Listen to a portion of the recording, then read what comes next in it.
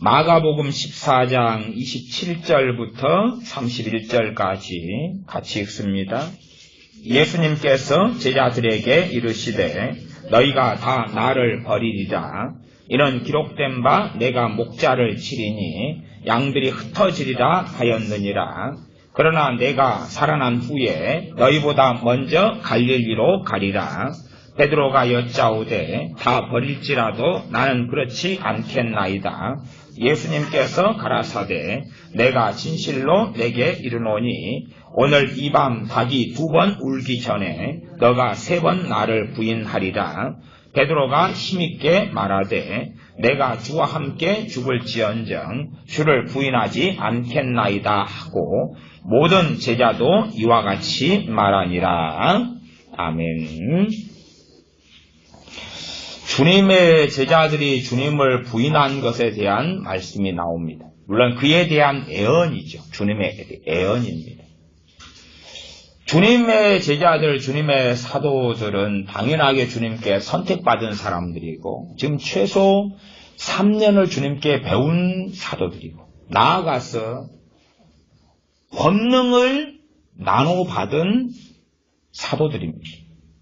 병을 고치고 귀신을 쫓아내는 권능을 나눠 가졌고 이들은 주님이 죽은 자를 살리는 걸 함께 경험했고 오병이어를 함께 경험했고 또한 무수히 많은 소경과 문둥병자와 벙어리가 치유되는 기적들의 현장 속에 계속하여 살아왔습니다. 그렇게 따지면 얼마나 믿음이 좋겠습니까? 그러지 않겠습니까? 물론 주님께로부터는 믿음이 적은 자들아 책망 계속 받았지. 그러니까 우리가 믿음이 좋다는 것은 대부분 착각이다. 대부분 착각이라. 우리가 믿음이 좋다. 한국교회가 믿음이 좋다. 대부분 착각이라. 왜요? 사도들이 주님만 따라다녔어요. 그치요? 주님만 따라다녔고 기적과 이적을 행했고 주님의 말씀만 잘 들었고 주님만 섬기고 주님과 함께 3년을 함께 살았는데 주님께로부터 믿음이 적다고 책망을 받아요. 그럼 우리가 교회 봉사를 열심히 하고 헌금을 열심히 내고 기도를 열심히 하는데 과연 그렇다고 믿음이 좋겠냐 그 말이죠. 어쨌든 치유와 이적과 권능을 직접 행하고 2명씩 짝 끼어서 복음을 전하고 다니고 주님께 말씀을 배우고 부모와 형제와 처자와 전토를 다 버리고 주님을 따르는 이 사도들이 이제는 주님이 십자가에 달리실 때가 다가오니까 주님은 이들을 향하여 애언을 하십니다. 뭐라고 애언하냐 그러면 27절에 너희가 다 나를 버리리라 말씀하십니다. 너희가 다 나를 버리리라. 그리고 성경에 기록된 애언을 말씀하시는 겁니다. 너희가 다 나를 버릴 것이다. 그러나 이 주님의 제자들 사도들이에요. 사도들은 장담하지 않겠습니까? 일각에서는 그런 이야기를 하시는 분들이 있습니다. 어떤 이야기냐 그러면 이것은요 오순절 전의 사건이잖아요. 성령이 받기 전이니까 부인하고 성령 임한 다음에는 안 부인해요. 그래서 제가 웃습니다. 너무나 재미난 이야기에서 웃습니다. 아시잖아요. 재수하는 자, 그런 계급 사회는 아니지만 선지자가 급수가 높습니까? 사도가 높습니까? 사도가 높지요. 그래서 이 사도들에게 너희가 이스라엘 12지파를 다스리게 하리라 그러죠. 아니 엘리야 선지자 아닙니까? 모세도 선지자에 들어가지요. 아니 그러면은 모세가 주님을 부인한다는 이야기입니까? 엘리야 선지자가 주님을 부인한다는 이야기입니까? 다윗이 부인한다는 이야기인가요? 다윗은 성령의 권능을 안 받았나요? 사사들은 주님의 권능을 성령의 권능을 안 받았나요? 입장이 같은 거예요. 사람들은 구약의 역사하시던 성령의 역사를 이해를 못하고 오순절 전이잖아요. 간단한 논문을 쓰려는데 이 사도들은 그런 만만한 사람들은 아닙니다. 네? 착각인 거죠. 착각인 거죠. 정말 많은 무식한 착각을 하는 거죠. 그런 이야기 아닙니까? 우리가 갈라디아서를 읽잖아요. 갈라디아서에 너희가 믿을 때 성령을 받았느냐, 성령을 너희가 받지 않느냐, 그 성령은 너희가 율법의 행위로냐, 믿음으로냐. 성령을 받은 걸 다시 기억해봐라. 그런데도 갈라디아 교회는 무슨 핍박 때문이 아니라 거짓 교사, 거짓 선생들이 다른 복음을 전하는 것을 듣고 주 예수님을 버려버리고 그리 가버리지 않습니다. 그러지 않나요? 오순절 이후에. 사람들은 너무나 이상한 착각들을 많이 하는 것 같아요. 그래서 오순절 전과 후다 이런 구분을 하시면 안 되고, 이 사도들이 주님을 부인했다는 것을 주목하셔야 된다. 그런 말이에요. 사도들이 주님을 부인했다. 간단한 이야기죠. 그래서 이들은 주님을 버리고 갔고 28절에 그러나 내가 살아난 후에 너희보다 먼저 갈릴리로 가리라. 주님 부인하고 다 도망가죠. 도망가요. 그러나 이제 주님 부인한 다음에 다시 뭐 할 기회가 있습니까? 회개할 기회가 있죠. 그렇죠? 그 다음에 사실은 주님 부인도 않고 도망가면 되는 거예요. 그렇잖아요. 대신에 주님만 남겨놓고 부인했다 그럴까요? 안 했다 그럴까요? 어쨌든 주님을 버리는 것입니다. 주님을 버리는 것입니다. 그리고 가요. 그러나 이들은 잡혀 죽은 게 아니기 때문에 다시 주님께 돌아오면 되고 주님께서는 내가 너희보다 먼저 부활한 다음에 갈릴리에 갈 거다 말씀하시죠. 베드로 사도는 그렇게 이야기합니다. 베드로가 여짜오되 29절에 다 버릴지라도 나는 그렇지 않겠나이다. 주님을 너무 사랑한 거지. 안 버리겠다고. 안 버리겠다. 아마 이렇게 장담하는 사람들이 많을 것 같아요. 그러나 그렇게 물을 수밖에 없죠. 당신이 베드로 사도보다 더 낫냐? 당신이 베드로 사도보다 더 믿음이 좋냐? 당신이 베드로 사도보다 더 주님을 사랑하느냐? 그런 사람이 우리들 가운데 혹은 대한민국 교회에 얼마나 있냐 그 말이죠. 주님 때문에 모든 걸 버리고 주님을 쫓아왔던 베드로 사도. 그보다 더 주님에 대한 사랑이 열렬했던 사람이 과연 이 시대에 얼마나 있냐. 그러나 베드로 사도라 할지라도 사람이기 때문에 그것을 알아야 돼요. 우리는 사람이다 그 말이에요. 그래서 주님께서는 30절에 가라사대 내가 진실로 내게 이르노니 오늘 이 밤 닭이 2번 울기 전에 너가 3번 나를 부인하리라. 베드로가 힘있게 말하되 자신감이 있지 않습니까? 힘있게 말하되 내가 주와 함께 죽을지언정 주를 부인하지 않겠나이다 하고 모든 제자도 이와 같이 말하니라. 자, 플러스가 됐네요. 베드로가 말하니까 누구도 함께 말해요? 모든 제자도 그렇게 말해요. 죽을지언정 주님을 부인하지 않겠나이다. 모든 제자도 이와 같이 말하니라.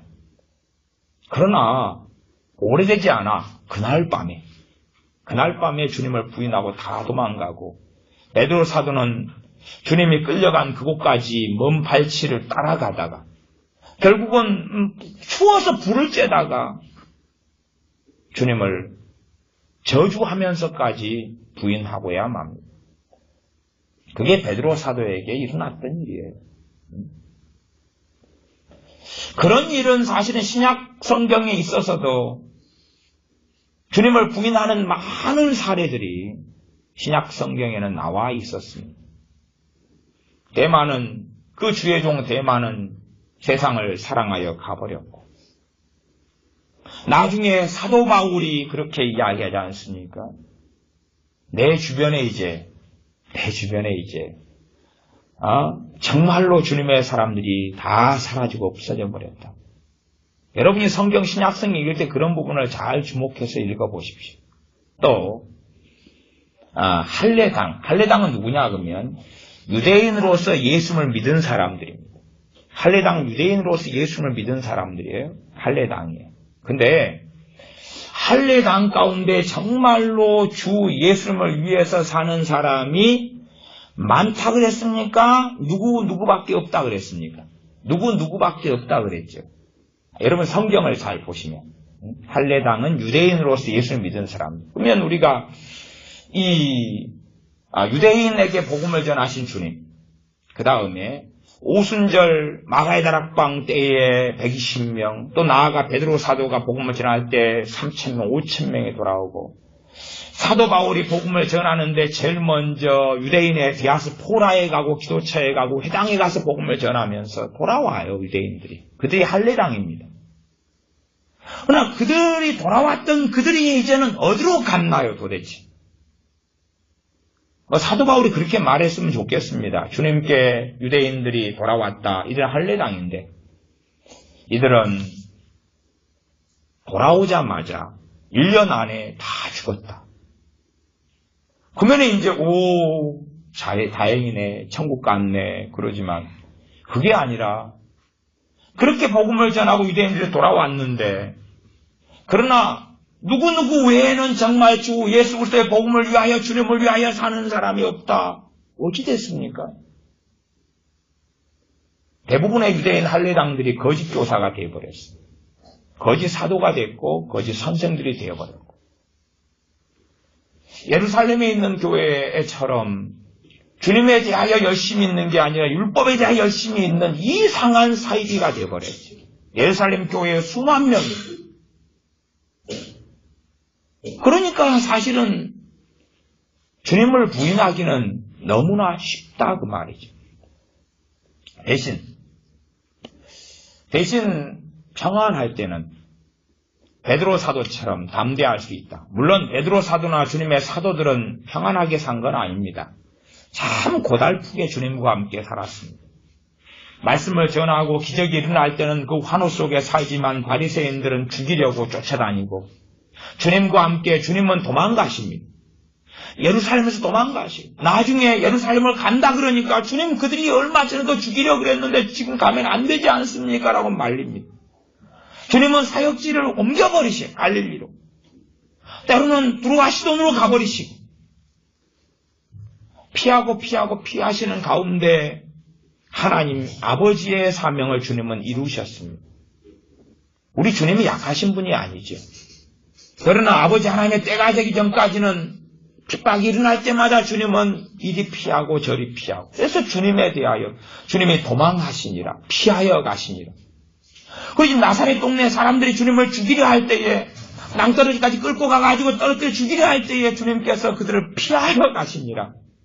그러지 안수를 탁탁탁 한 다음에 회개하라. 그러니까 나사렛 동네 사람들이 잘못했나이다 주님. 그런 게 아니라 그들은 변화시킬 수가 없는 거예요.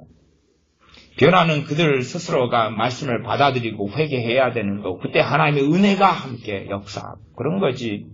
주님이 그들에게 강제로 입을 쫙 벌려서 성경을 확 집어넣어 주니까 막 성경이 들어가면서 막 속에서 불이 일어나고 막 회기가 터지고 그런 일은 없다 그 말이에요.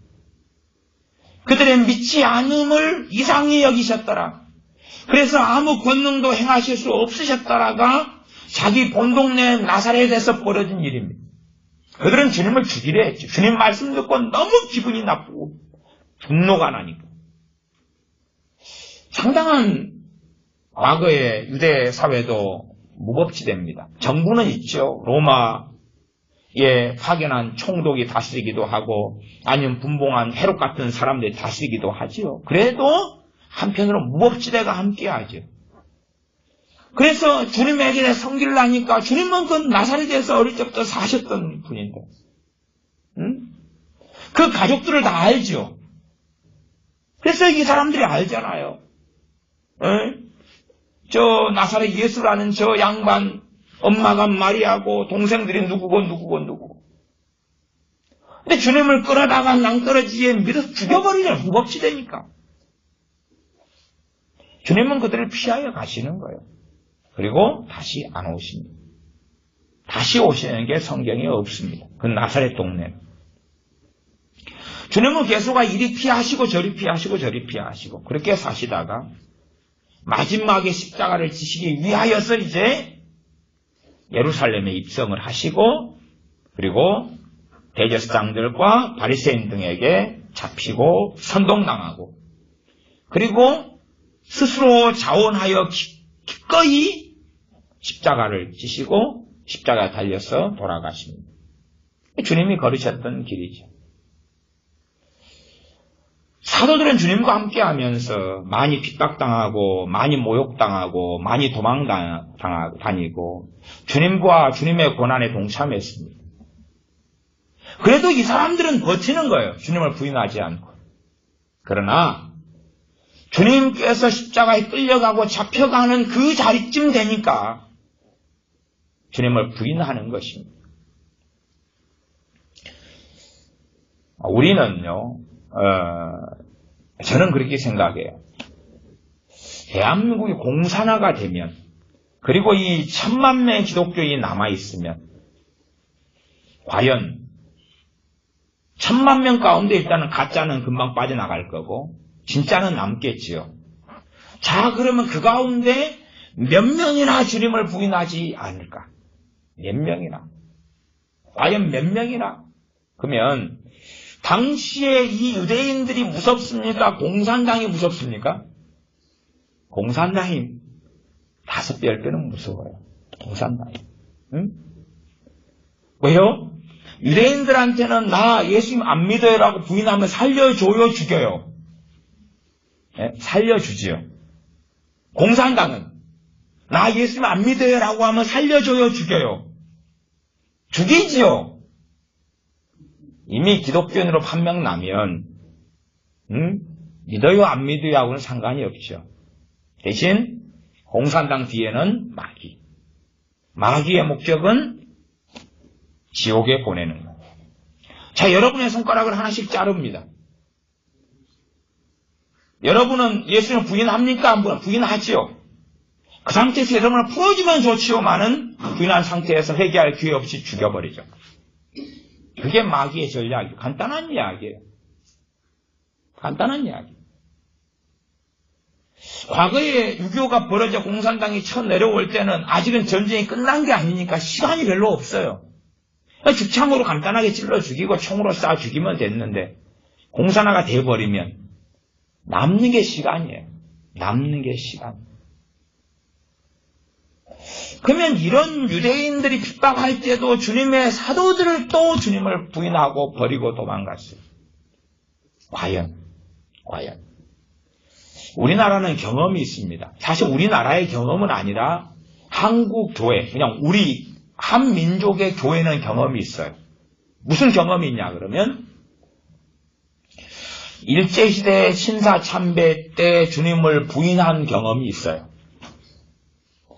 일제시대의 교회는 평양대공을 경험하고 그렇게 흘러온 교회는 사실은 초대교회가 한국의 초대교회가 좀 이어져 온 거라고 보죠. 진짜 한국은 1948년 8월 15일에 만들어졌지만 그냥 말하자면 그렇다 그 말이죠.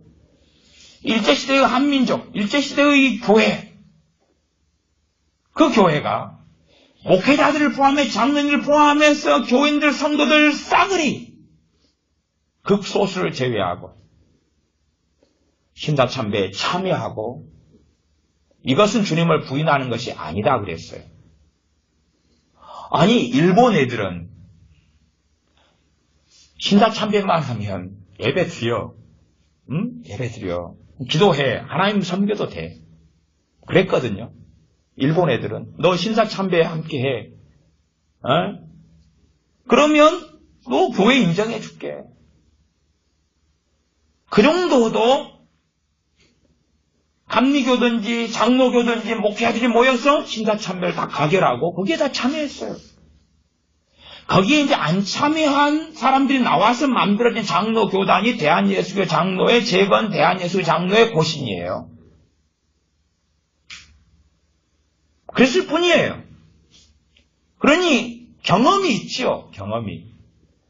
이 공산당보다 5분의 1, 10분의 1 덜 포악한 자들 앞에서도 목사들부터 싸그리 주님을 부인하고 신사참배에 참여하고 교인들, 장로들. 그러니 얼마가 신사참배를 반대하고 감옥에 갇혀있고 고문당하고 죽어나가고 극소수가. 그리고 어떤 사람은 잡혀있다가 1945년 8월 10월 해방이 돼서 풀려나고 이제 풀려나는 사람들이 이제 신사참배에 참여하고 가결했던 그 교회를 향하여 회개하라 그런 거죠. 그 교회를 향하여 너희가 그딴 식으로 하면서 하나님을 섬기겠다 하느냐, 우상숭배에 참여하면서 우상이 아니다고 하느냐, 회개하라고 촉구했죠. 그런 대표적인 교단이 고신교단 아닙니까? 근데 한국교회나 목회자들은 어쩌라고. 그리고 소위 회개하진 않았지. 어쩌라고. 뜨뜻미지근했고 강팍했지요. 과연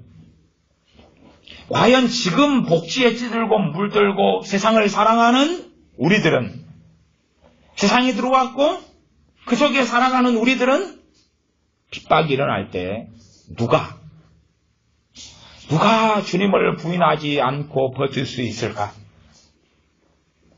사실은 이렇게 자신만만한 사람들이 많지. 엘리야 선지자 같은 경우도 얼마나 겁이 많았는지 모릅니다. 그 기도에서 하늘문을 닫아버리고 열어버리는 정말 놀라운 주의종. 나중에는 죽음을 보지 않고 이 불말불병거를 타고 하늘로 올라간 선지자 엘리야. 주님께서 변화산에 계셨을 때에 모세와 함께 찾아왔던 엘리야 선지자. 그 선지자도 이세벨이 너 죽여버릴 거야. 척키. 그러니까 도망했죠. 광야로 도망해서 하나님께 엎드려서 죽고 싶습니다. 로뎀나무 아래서 엎드려서 이제는 충분합니다. 죽고 싶습니다. 죽여주세요. 그렇게 했잖아요. 그 사람이 엘리야 선지자입니다. 어느 날 임금이 엘리야 선지자 저놈 잡아와. 그리고 군대 50명을 파송했습니다. 50명이 50부장 하나와 50명의 군인이 엘리야를 잡으러 왔습니다. 잡으러 오니까 엘리야 선지자가 뭐라고 합니까? 간단하게 이야기해요. 내가 하나님의 사람이면 불이 하늘에서 떨어져서 너희를 다 불태워 죽여버릴 거야. 그리고 하늘에서 불이 떨어져서 그 50부장과 50명 군인을 다 태워 죽여버립니다. 왜 그랬을까요? 저는 그렇게 해석합니다. 겁먹어서. 끌려가면 무슨 일이 끌려가면 무슨 일이 벌어지겠냐, 그 말이에요. 겁먹었어. 물론 더 신령한 이유가 있겠죠. 그러나 로뎀나무 아래서 죽기를 구하는 그 엘리야 선지자를 볼 때에 그는 사람이다, 그 말이에요. 그래서 이러쿵저러쿵 하게 되어져요. 우리는 사람이기 때문에. 두 번째 50부장을 보내고 50명을 또 보낼 때에 왕이 오라급디다. 자, 체포영장 갑시다. 엘리야여, 왕이 얼굴 좀 보잡지다. 단지 그것만이야. 대화 좀 커피타임 가집다 그럽지다. 차 한잔 왕이 마시자 그럽지다. 그런 게 아니잖아요 지금. 왕이 지금 엘리야 선지자한테 분개해가지고 이놈 새끼 가만두지 않을 거야. 끌고 와. 그런 거단 말이에요. 끌고 와. 다시 50부장 보내고 50명 보낼 때 엘리야 선지자가 다시 이야기합니다. 내가 정말 하나님의 종이고 선지자면 하늘에서 불이 떨어져 너희를 다 태워 죽여버릴 거야. 그리고 하나님께서 불을 내려서 51명을 다 태워 죽여버립니다. 왜요? 제가 볼 때 겁먹었으니까. 겁나니까. 끌려가면 무슨 일이 벌어지는데.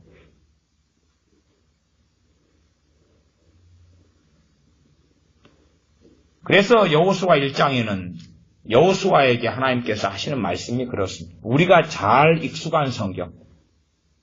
두려워하지 말라, 놀라지 말라, 내가 너와 함께함이니라. 사실은 성경의 인물 가운데 여호수아는 장군입니다. 태양아 멈추어라. 그리고 전쟁했던 놀라운 장수입니다. 근데 또 이 백성들 온 회중 앞에서 10대 2, 나아가 온 회중과 2명으로 싸웠던 사람입니다. 가나안 땅을 정탐한 다음에, 그런 다음에 하나님 편에 서서 외쳤던 사람이. 그런데요, 여호수아서는 모세 다음에 이제 이스라엘의 지도자가 여호수아가 되어서 기록된 거지요. 하나님께서 여호수아 같은 이 장군 용장한테 두려워하지 말라고 그럽니다. 왜 그러지요? 아마 그런 말씀 하시려면 우리 중에 누군가에게 하셔야 될 것 같아요. 그러지 않습니까? 우리 중에 누군가에게.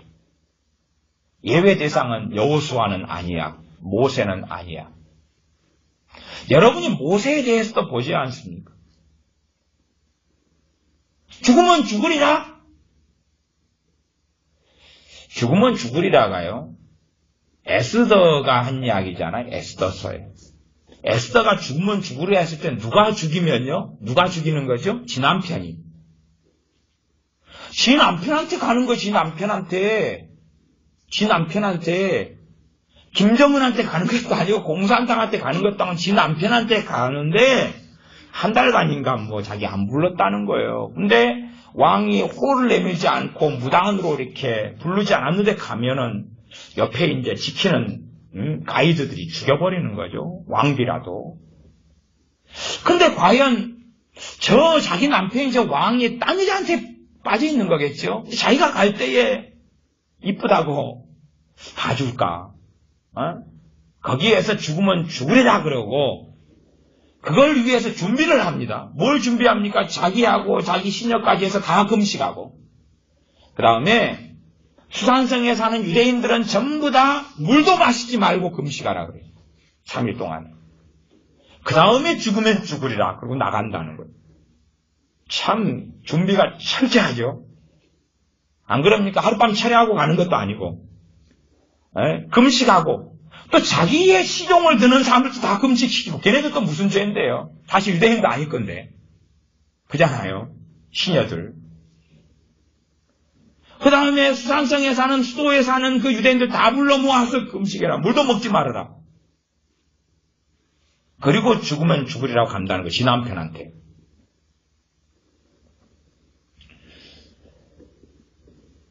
우리는 성경을 좀 상당히 많이 자의적으로 내 눈에 보기 좋은 대로 보는 경향이 있습니다. 모세도 굉장히 많이 두려워했어요. 많은 때마다 백성이 돌로 쳐서 죽이려 할 때마다. 그런 일들과 사건이 벌어지죠. 모세가 하나님의 명령에 불순종한 것은 자기가 말이 어눌하고 나아가 유대인들이 얼마나 강팍한지를 알았기 때문에. 그래서 과거에 이러이러한 사건이 있어서 제가 미디안 광야로 도망한 것 아닙니까? 그렇게 하나님과 변론을 하죠. 여호수아 같은 용사에게, 장군에게 모세가 죽기 전에 여호수아에게 안수하며, 신명기 마지막 31장에 안수하며 지혜의 신이 그에게 임하니라. 성령님께서 그에게 임하셨다. 그런 여호수아예요. 근데 두려워하지 말라고. 두려워하지 않는 사람이었다면 여호수아에게 그런 말씀을 하나님은 안 하시죠. 너 두려워하지 않는구나. 아마 이 마가복음 14장의 베드로 사도는 지금 현재형에서는 두려워하지 않았죠. 담대했죠. 그래서 주님께 31절에 보면 베드로가 힘있게 말하되, 힘있게 말하는 거예요. 담대하니까. 닥쳐보라 그 말이죠. 닥쳐보라 그 말이죠. 닥쳐보면 완전히 달라지는 거죠. 닥쳐보면 완전히 달라지는 거죠. 닥쳐보면. 최소한은 그렇게 말씀드리겠습니다. 마귀는 저보다 똑똑하다. 마귀는 지혜롭다. 마귀의 목적은 뭐지요? 공산화가 아닙니다. 마귀의 목적은 이슬람화가 아닙니다. 지옥에 보내는 것입니다. 주님을 부인하고 지옥에 보내는 것입니다. 저는 그렇게 이야기하죠. 아마 저를 막 고춧가루 고문만 시켜도, 물 고문만 좀 시켜도 저 주님 부인합니다. 간단한 논리잖아요. 부인하고 보내주면 주님 잘못했어요. 그리고 걸음아 날 살리라고 내빼야죠. 안 잡히도록. 이 고문을 안 당해본 사람은 모릅니다. 그 고통이 얼마나 심한 것을 모릅니다. 정말로 굶주리는 것을 안 겪어본 사람은 굶주림이 뭔지를 모릅니다. 그래서 아이들한테 그러잖아요. 어디 아프리카의 아이들이 1억 명이 밥을 못 먹고 있어. 그러면 애들이 뭐라 그럽니까? 밥이 없으면 엄마 라면 끓여 먹으면 될 거 아니야. 라면도 없단다. 그러면 짜장면 시켜 먹지. 짜장면도 없단다. 중국집 없어. 그러면 치킨 시켜 먹지. 그런 거예요. 모르니까. 배고픔을 모르니까. 여러분이 이 유다가 멸망할 때 하나님께서 말씀하셨죠. 선지자 에스겔에게 머리털을 3분의 1 다 이렇게 시험이나 이런 거 머리털까지 다 해서 모아서 3분의 1씩 나누라. 그 다음에 앞에 3분의 1은 성 안에서 칼로 치고 성 안에서 3분의 1은 죽인다. 두 가지로 죽인다 그랬죠. 유다인들의 남유다 유다인들 이스라엘 사람들의 3분의 1을 성 안에서 굶겨 죽여버리고 그 다음에 연병으로 쳐 죽여버리겠다. 하나님 말씀하신 거죠. 3분의 1을. 굶겨 죽일 때에 무슨 일이 벌어졌습니까? 아비가 자식을 먹고 자식이 아비를 먹으리라 그랬죠. 배가 고프니까 부모는 자식을 잡아먹고 자식은 부모를 잡아먹고 그렇게 하나님은 하겠다. 하나님의 선택한 이스라엘에게 벌어진 일이죠. 그리고 그대로 이루어졌죠. 이제 더 이상 부모, 자식도 잡아먹지 못하게 돼서 굶어 죽은 거죠.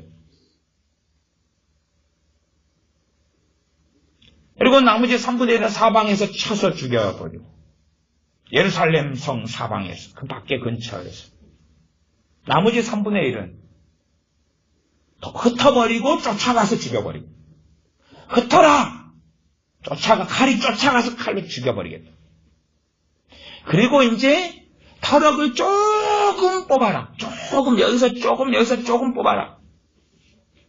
터럭 조금을 3분의 1 나누어 성 안에서 사방에서 그냥 흩은 다음에 쫓아갔어요. 그 다음에 여기서 조금 뽑아라. 조금 두 번. 그 중에 한 조금은 불이 나와서 붙어 죽여버리고. 그 다음에 그 조금이 그게 그룹턱이다.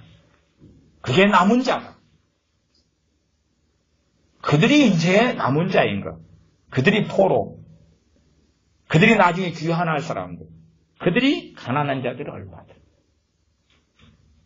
그러니 10분의 1도 아니고 100분의 1도 아니고 모르죠. 1000분의 1은 될런지 모르겠어요. 하나님께서 친히 자신의 백성 이스라엘을 아끼지 않고 쳐버리셨죠. 우리는 경험하는 일이고 간접적으로라도 하나님 말씀을 통해 보는 일이다 그 말이에요. 그러면 이 굶주리는 고통을 당할 때에 누가 주님을 부인하지 않겠나? 고문을 당할 때에 누가 주님을 부인하지 않겠나? 그래서 성경은 그렇게 이야기합니다. 성경은요. 이 마을에서 핍박이 일어나거든 어디로 가라고요? 저 마을로 피하라고. 여기서 핍박이 일어나거든 산으로 도망하라고. 생각해 보십시오. 네. 어떤 사람은 그렇게 이야기하더라고요. 핍박이 일어나면 하나님의 뜻을 묻고 도망갈지 안 도망갈지를 물어야 된다. 그렇게 물으면 그렇게 저는 말하겠죠. 똥이 마려워요. 그러면은 화장실에 갈지 안 갈지 뭐 해야 됩니까? 물어야 되죠. 그렇죠? 물어야 돼요. 묻고 가라 그러면 가고 가지 마라 그러면 안 가야 되죠. 자, 대한민국이 공산화되고 무너지고 멸망당하는 상황 속에 있어요. 그러면 견뎌야 되나요? 도망가야 되나요? 그건 알아서 하시는데 정말 대한민국이 공산화가 된다면 성경 말씀은 견뎌서 되는 건 아닙니다. 피하여야 하는 것입니다. 주님도 피하여 오셨고 피하고 도망하라고 말씀해 오셨어. 거기에 순종해야 되죠. 물론 성경 해석상의 문제가 많으니까 제껴놓더라도 간단하게 이야기하면 그런 거 아닙니까? 내 집이 지금 불이 나가지고 거기에 있으면 다 죽어요. 우리가 사는 집은 대한민국이라는 울타리와 집이죠. 거기에 불이 나서 다 죽게 됐어요. 불이 나서 막 타오르는데 여기서 하나님 피할까요? 안 피할까요? 기도하고 뜻을 물어요? 안 물어요? 물으면 누구죠? 정신적으로 이상한 사람이죠. 내가 침몰해 가고 있어요. 탈출해야 돼요? 안 해야 돼요? 아마 집에 가면 마누라 꼴 보기 싫고 자식놈들 꼴 보기 싫으면 거기에서 그리고 보험금이 넉넉하고 그럼 뭐 거기에서 침몰할 때 아이고 내 자식이나 마누라나 꼴 보기 싫어도 먹게 살게 해줘야지. 그리고 들어갈 수도 있겠네요. 그건 몰상식한 거고 내가 침몰하면 탈출해야죠. 집이 불타오르면 떠나야죠. 그리고 다 탄 다음에 재건해야죠. 당연한 거죠. 대한민국이 공산해진다면 정말 그런다면 저는 하나밖에는 말할 수 없는 거예요. 피하여야 한다고. 그리고 나중에 하나님의 때가 되면 재건해야 된다고. 한국교회를 재건하고 다시 대한민국을 재건하고. 그러나 여기가 공산화된다면 저는 분명히 100에 99명 이상은 주님 부인하고 지옥에 떨어질 거라고. 한국 기독교인들의 100에 99명 이상. 그보다 약소한, 그보다 미미한 사도들도 미미한 일을 겪었으면서도 주님을 부인하고 다 도망갔어. 아니면 그런 환난과 핍박이 없어도 세상을 사랑하여 주님을 버리고 간 사람도 많고 갈라디아 교회들처럼 다른 복음이 들어와서 그런 사람도 많아. 우리가 아시다시피 이단 사이비들 신천지든 구원파든 몰몬교든 JMS 정명석이든 아니면은 하나님의 교회든 지방교회든 많지요. 그런 이단들에 속한 대부분이 여호와의 증인이든 그 사람들이 과거에는 정통교회에 속했던 사람들이 대부분이 그래요. 대부분이 정통교회에 속했다가 무슨 핍박도 아니고 환난도 아니고 잘못된 복음과 교리와 잘못된 해석된 걸 듣고 빠져버리는 거죠. 그 정도도 못 견딘다 그 말이에요. 갈라디아 교회들처럼. 그런데 자기들에 대한 과도한 자신감 속에서 나는 순교를 당하리라. 그래서 저는 그런 분들을 굉장히 존경합니다. 왜 존경하냐 그러면 일단은 사도들보다는 뛰어나신 분들. 결국은 자신이 아무리 장담해도 당해봐야지. 당해봐야지. 주님을 사랑한다는 어떤 선교사님들. 근데요, 선교지 가가지고 자식이 병 걸려 죽으니까요, 다 때려치더만요. 주님을 사랑한다는 주의 정도. 힘드니까 사모님이 이혼하고 와버리더만요. 주님을 사랑한다는 선교사님들.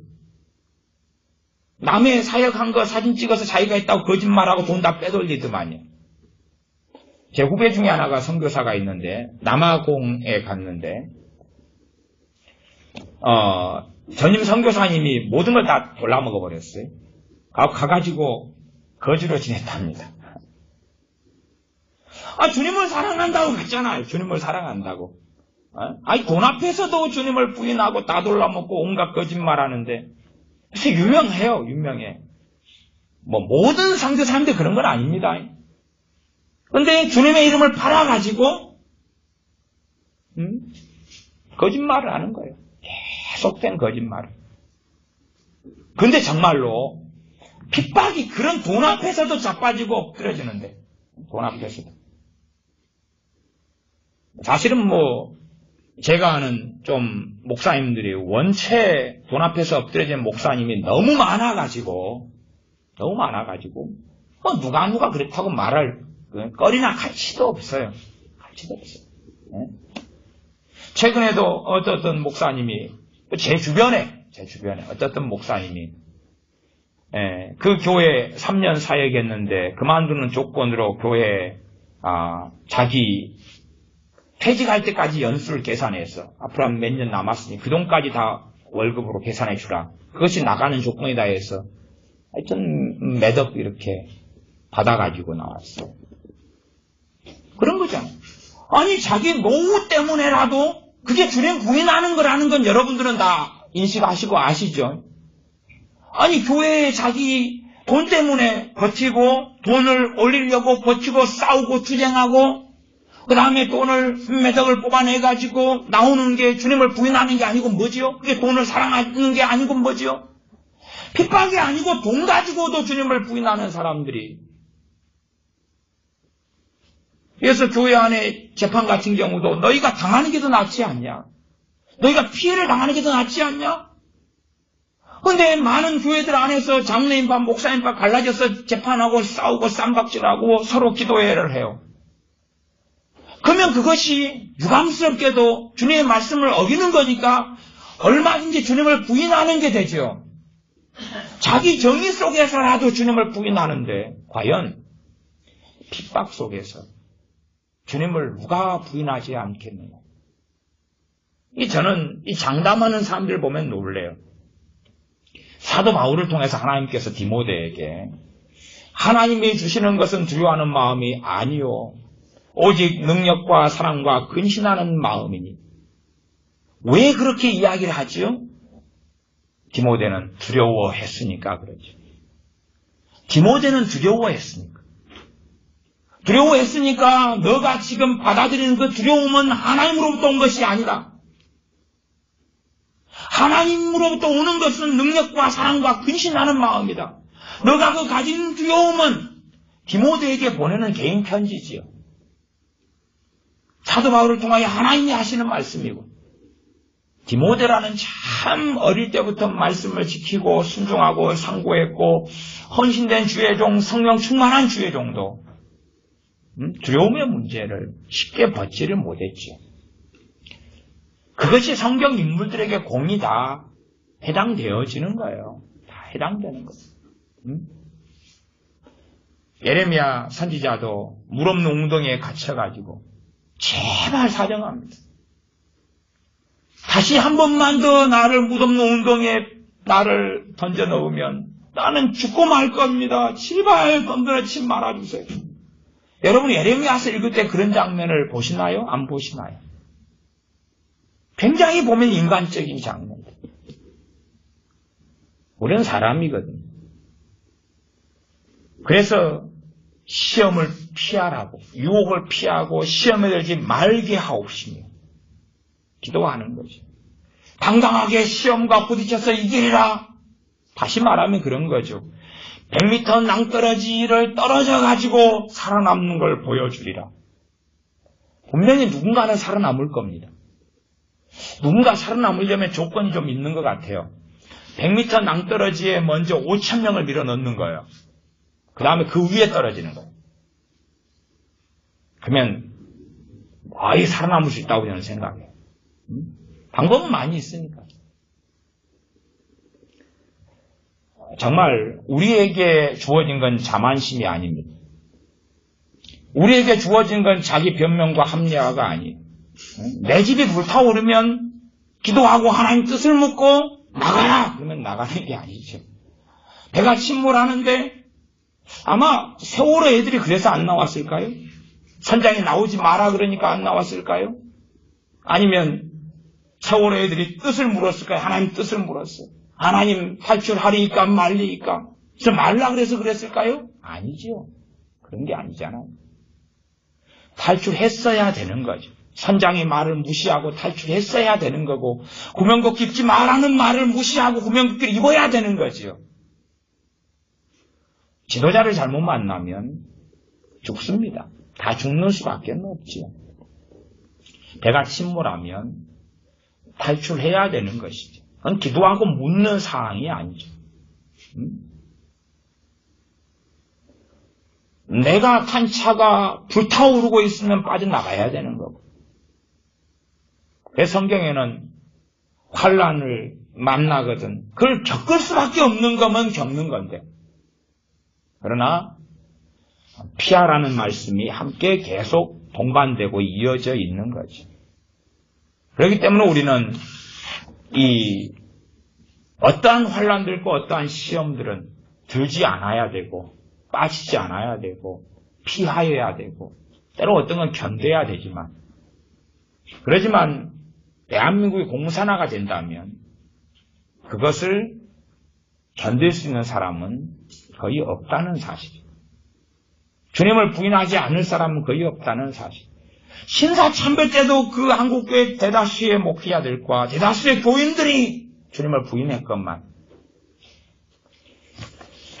전에 몇 년 전인가 WCC 부산 멕시코 뭔가 있었어요. WCC 총회였지요. 그런 아무것도 아닌 일에도 많은 목사들이 참여하고 거기에 동성애, 거기에 그 WCC 중직자 목사들이 잠을 어디서 잤는지 아세요? 호텔에서요? 절에서요, 절. 절에서 중원 입고, 절 체험하고 절에서. 거기에 목사들이 많이 연합하고 야합하고 들어갔죠. 그것이 주님을 부인한 게 아닌가요? 사실은 뭐 아무것도 아닌 어떤 면에서는 WCC가 뭐 정치적인 문제다 뭐다 해도 그 정도라도 부인하는데, 도대체가 누가 주님을 사랑하고 누가 주님을 따르냐 그 말이지. WCC 한국 단체가 그런 거지. NCCK죠. NCCK. 그러면 그런 거 아닙니까? 좀 극단적인 이야기입니다. 그러니까 뭐 다 옳다고 생각은 마십시오. 예를 들어서 NCCK의 가장 큰 힘과 파워를 가진 교단은 통합입니다. 대한예수교 장로의 통합이죠. 뭐 최근에 가입한 교단은 조영기 목사님 하나님의 성회, 여의도 하나님의 성회 측이죠. 신복음교회. 신복음교회는 몇 종류가 있습니다. 하나님의 성회가 몇 종류가 있죠. 거기에 조영기 목사님 동생인 조용목 목사님 그 신복음교회는 참여하지 않았습니다. WCC NCK에 가담하지 않았다 그 말이죠. 어쨌든 간에 NCK 핵심 세력은 대한예술 장로의 통합입니다. 그러면 그 통합에 속한 목사들은 왜 그 교단에서 나오지 않는가지요? 나는 깨끗하고 순결하니까? 나는 직접 가담하는 게 아니라 WCC를 반대하니까? 나는 반대하니까? 반대하니까 내 이름만 교단에 참여했기 때문에 어쩔 수 없이 교단이 참여한 거니까 나는 찬성하지 않는데 내 이름이 그냥 올라갈 수밖에 없으니까? 극단적인 이야기라고 말씀했습니다. 나만 깨끗하면 되니까. 나만 깨끗하면 되니까. 내 교회가 가담해, 교회가 총회에 가담해 있고 총회가 거기 가담해 있으니까. 그리고 내가 보낸 총회비와 헌금 우리 교회에서 보낸 것이 다 그래가 그리 들어가니까. 나는 반대해요. 그러니 깨끗해요. 그러면 왜 통합측이 보고 고발하면 안 되는데 왜 통합측 교회에서 안 나오죠? 왜 안 나오죠? 간단한 이야기 아닙니까? 밥줄이 끊어지니까 그렇지. 나오면 밥줄이 끊어지는데.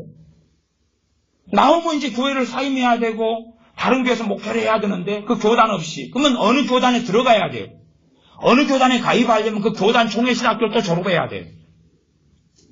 그 다음에 저 동네는 그런지 안 그런지 모르겠지만 통합교단이 혹시 그럴 수도 있어요. 떠나면 너 목사 안수 취소. 그럼 법적으로 목사가 이제 목사가 아니게 되는 거예요. 어쩔 거예요 이제. 어쩔 거예요. 사실은 그 정도의 액션도 환난과 핍박이죠. 그러나 그것도 안 당하려고 거기에서 나오지 않는다 그 말이에요. 그런데 공산화가 닥치는데 닥친 다음면 그렇게 합시다. 공산화가 되어지는 것이 코앞에 닥쳤다 그러면 나는 죽으면 죽으리라. 애써는 지 남편이고. 김정은이가 남편이?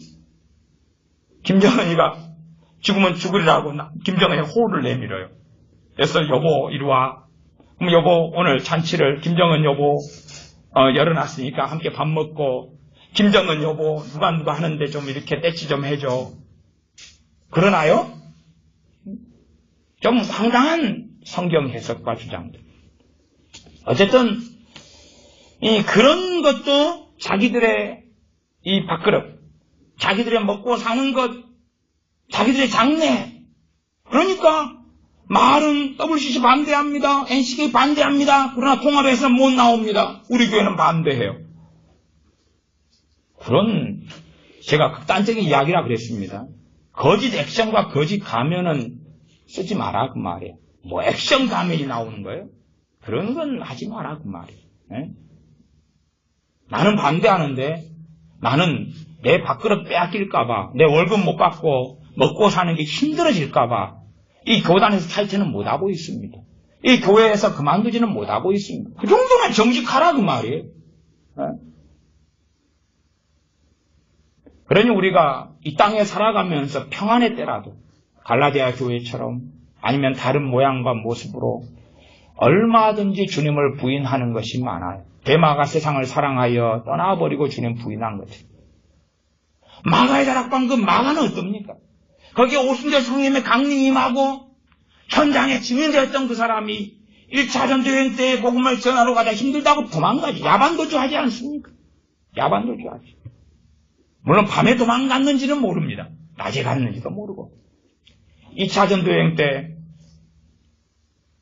사도 바울과 바나바 사도가 싸웁니다. 마가 때문에. 왜? 2차 전도여행 때 마가가 따라간다는 거거든요. 1차 전도여행 때 도중에 하차하고 도망갔던 그 사람이 마가의 다락방인 그 마가복음을 나중에 쓰는 그 마가, 나중에 베드로 사도의 영적 아들인 그 마가가 2차 전도여행을 따라가겠다는 거예요. 사도 바울은 반대하고 삼촌인 바나바 사도는 찬성합니다. 그리고 합의점에 도달하지 못하죠. 영원히 갈라집니다. 물론 이 땅에서 영원, 천국에서는 또 만나서 또 차 마시면서 바울과 바나바가 잘 그렇게 지낼 겁니다. 이 땅에서는 바나바 사도는 성경에서 완전히 사라집니다. 사라져요. 끝나요. 아마 한편으로 제 생각에는 그러지 않습니다. 우리의 인본주의자 생각으로는 하나님께서 바나바 손을 들어줘가지고 바나바가 마가를 끌어안고 사랑이고 하나 되고 화평이니까 같이 가는 거죠. 근데 바나바를 못 받아들여 하는 사도 바울의 손을 하나님이 들고 사도 바울이 신라를 선택해서 이제 가는 거예요. 디모데를 선택하고. 그러니까 좀 우리가 볼 때는 좀 사도 바울이 좀 과거도 생각하지 못하고 또 바나바가 끌어줬는데 이 완고하고 그래가지고 가는데 왜 이 사랑으로 끌어안고 오나 이 바나바는 엉뚱한 길로 가서 나중 돼서 마가만 좀 등장해요. 왜 저렇게 될까? 그러면 왜 이 마가는 오순절 성님의 강림을 지그집에서 경험하고 그 놀라운 역사의 현장에서 성령 충만을 경험하고 3,000명, 5,000명이 돌아오는 걸 경험하고 그런 사람이 1차 전도여행 때 도망가느냐? 왜 그러느냐는 거죠. 그게 우리의 본성이고 본질이기 때문에 그래요. 그래서 평상시에 우리의 믿음을 준비하지 않는다면 작은 환란, 작은 어려움도 견디지 못하게 됩니다. 지금 내 자녀들이라도 믿음이 있는 것처럼 보여도 내 자녀가 겪는 어려움이 뭔가 하나 생기면 끝나는 거예요. 주님 빠이빠이인 거예요. 그래서 어떤 부모는 자녀가 어려움도 하나도 안 겪게 하려고 막 발버둥을 치지만 그러면 제일 좋은 거 그거죠. 자녀보다 오래 살아라. 자녀가 80살 됐는데 엄마는 100살 넘어서 살고 있는 거예요. 어이구 우리 이쁜 아들 이쁜 딸 쭉쭉쭉 보호를 해가지고 근데 엄마 먼저 갈게요. 85살 딱 하고 엄마는 이제 아이고 아들 하나 천국 보냈다 110살 나도 곧 가야지 깨꼴. 정말 그게 되냐 그 말이죠. 환란을 견디고 이길 만한 작은 환란이라도 그 믿음을 준비해야 되고 주님에 대한 그 헌신을 가져야 되고 그런 기도 생활, 그런 말씀 생활, 하나님 말씀으로 나를 채워야 되고 그래서 내가 견딜 수 있을 거면 견뎌야 되고 내가 견디는 걸 넘어서는 거면 그 시험을 피해야 되고 그 환난을 피하고 이 고울에서 핍박이 일어날 때 저리 떠나야 되고 때로는 산으로 도망해야 되고 그래서 성경에서 주님께서 친히 하신 말씀들이 야 너희는 여기서 핍박이 일어나거든 반드시 견뎌야 된다.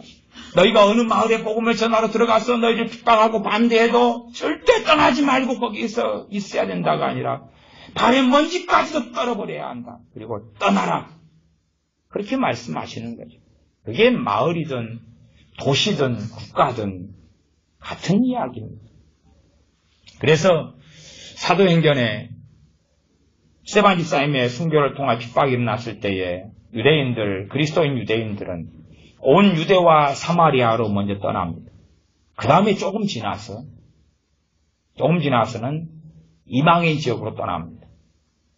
맨 처음에는 아직 자기 유대의 율법주의에서 잘 못 벗어나니까 그 부정한 땅으로는 쉽게 못 떠나는 거죠. 그러나 그 핍박이 점점 거세지고 퍼져가면 그 다음에는 더 멀리. 그래서 교회가 처처마다 세워지고 복음화가 이곳저곳 마게도냐든지 소아시아든지 복음이 들불처럼 번져갔던 겁니다. 거기에는 나라와 국경도 없었습니다. 하나님의 백성, 하나님의 자녀들에게는 사실은 나라와 국경이라는 것은 의미가 없습니다. 나라와 국경에 의미가 있다면 선교사로 누가 나가겠어요? 그러나 정말 하나님의 자녀들은 유대인들이 과거에 초대교회 예수를 믿었던 그 사람들이 이게 로마 땅인가? 이게 유대 땅인가? 이건 누구 땅인가? 이게 이튼가? 그런 구분이 어디 있었단 말입니다. 웃기는 이야기죠. 웃기는 이야기. 그래서 이 국가주의, 민족주의 속에 살아가는 사람들은 한국, 코리아 그리고 살아가죠. 그러나 하나님의 자녀들은 사실은 본질적으로 전도와 선교의 구분이 없습니다. 구분이 없어요. 나라의 경계를 가지고 있지 않습니다. 하나님의 자녀들은 하나님의 나라 속에 살지 인간 나라의 경계를 가지고 살지 않아요. 대한민국이라는 그 속에 그래서 저는 애국자가 아니라 그러는 겁니다. 무슨 애국자입니까? 대한민국을 세우기 위해 살지를 않는다 그 말이에요.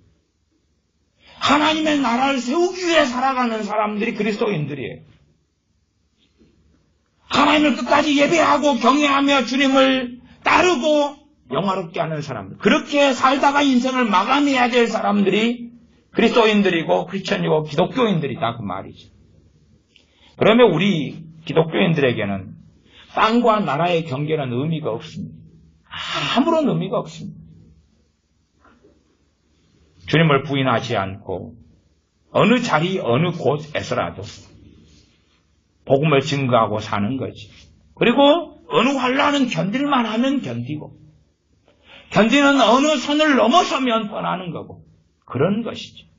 견딜만한 환난은 견디고 견딜 수 없는 것은 그래서 최소한은 자기 주제를 잘 파악해야 돼. 주제 파악. 내 주제를 파악해야 되지. 이 사도들 베드로가 나서서 자기 주제를 파악하지 못하고 담대하게 그냥 다른 사도들도 주제를 파악하지 못해가지고 주님이 죽는다면 함께 죽겠습니다 한데 뭐 죽기는커녕 끌려가는 자리도 멀리서 따라가다가 배신하다가 처음부터 빨가벗고 도망가다가 그러고 말지 않습니다. 다행히 감사하게 사도들은 다시 회개할 기회가 있었고 다시 돌아설 기회가 있었지만 차라리 저는 일제시대가 나았다고 생각해요. 지금보다 낫다는 게 아니라 대한민국의 공산화가 되어진다면 일제시대가 훨씬 나은 거죠. 그때는 신날참배하고 그냥 잘못했습니다. 죄송해요. 미안해요. 그러지만 공산화 속에서는 그건 가능하지 않은 이야기가 되기 때문에 그렇습니다. 기도하겠습니다. 아버지 하나님, 어떤 환난에서도 우리가 주님을 부인하지 않는 사람이 되도록 우리가 평안의 때에 믿음을 준비하는 자녀들이 되게 하여 주시옵소서. 나아가서 우리 스스로에 대한 오만 방자함 때문에 자기 확신에 빠져서 감당할 수 없는 시험, 감당할 수 없는 환난을 감당할 수 있다고 착각하는 가운데 주님을 부인하고 영원한 멸망과 지옥에 떨어지는 사람들이 아니게 도와주시옵소서. 나아가 세상을 사랑하지 아니하며 이 평안의 때에 주님을 사랑하며 주님을 고대하며 말씀대로 살아가며 성령 충만을 받으며 그리하여 환난의 때를 예비하고 환난의 때에 지혜롭게 피하고 끝까지 주님을 섬기며 영화롭게 하다가 이 짧은 인생을 잘 마감하여 주님 앞에 서게 하여 주시옵소서. 우리 주 예수님의 이름으로 기도하옵나이다. 아멘. 함께 기도하겠습니다.